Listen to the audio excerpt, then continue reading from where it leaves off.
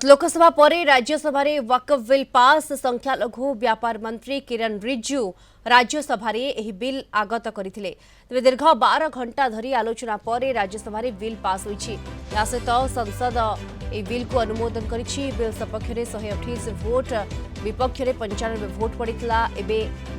एही बिल राष्ट्रपति पाखक जीव एवं से दस्तखत करने पर आईन में परिणत हो आलोचना बेले सरकार यह बिल सपक्ष दृढ़ युक्ति दर्शाइथिबा बेले विरोधी दल यार जोरदार विरोध करथिले। लोकसभा यह बिल सपक्ष 288 भोट पड़ा बेले विपक्ष 232 भोट पड़ी। सामाजिक अर्थनैतिक न्याय पारदर्शिता एवं अंतर्भुक्तिकरण हासिल लक्ष्य यह बिल पास होगा एक ऐतिहासिक मुहूर्त बोली कहिसेंति प्रधानमंत्री नरेंद्र मोदी।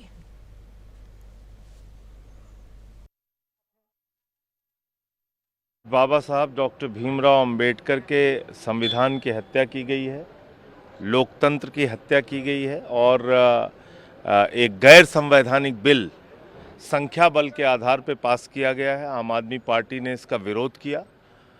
ऐसे ऐसे प्रावधान इस बिल के अंदर हैं जो अपने आप में बड़े हैरान करने वाले हैं। 5 साल तक जो मुस्लिम धर्म के रीति रिवाजों को मानने वाला व्यक्ति होगा, सिर्फ वही दान कर सकता है।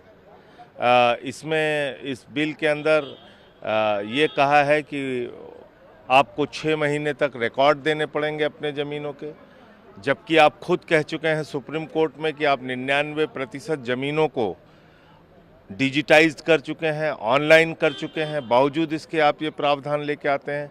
तो कुल मिलाकर ये एक बहुत ही गलत बिल पास हुआ है। संविधान में जो अधिकार धारा 25-26 में मिली है इस देश के लोगों को कि अपनी धार्मिक मान्यताओं के हिसाब से वो अपने धार्मिक संपत्तियों का प्रबंधन कर सकते हैं, उसके खिलाफ है ये। It is a black day for the democracy and black day for the minorities. But what I feel, they got 127 votes to support the bill. At the same time, we secured 95 votes, including myself.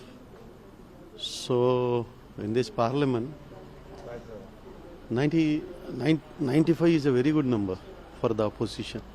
So 94 MPs are supporting, they are standing along with the minorities. So we are not alone. This is the news to the country. Minorities are not alone. A bunch of supports we have in a parliament.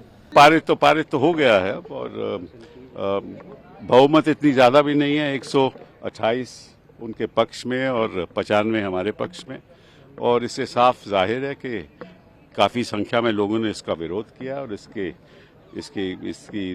राजनीतिक प्रभाव भी होगा। ख़ास तौर पे अभी बिहार में election होने वाले हैं और वहाँ मैं समझता हूँ कि ऑपोजिशन को फ़ायदा भी होगा। कि एक ऐतिहासिक दिवस है हमारे सेक्युलरिज्म के लिए, हमारे महिलाओं के लिए, एक प्रकार से हमारे अक़लियतों के लिए, माइनॉरिटीज़ के लिए भी। जो नकारात्मक राजनीति इतने दशकों से किया जा रहा था, मुसलमानों को केवल वोट बैंक के रूप में यूज़ करना, इस्तेमाल करना, उनको विकास से दूर रखना।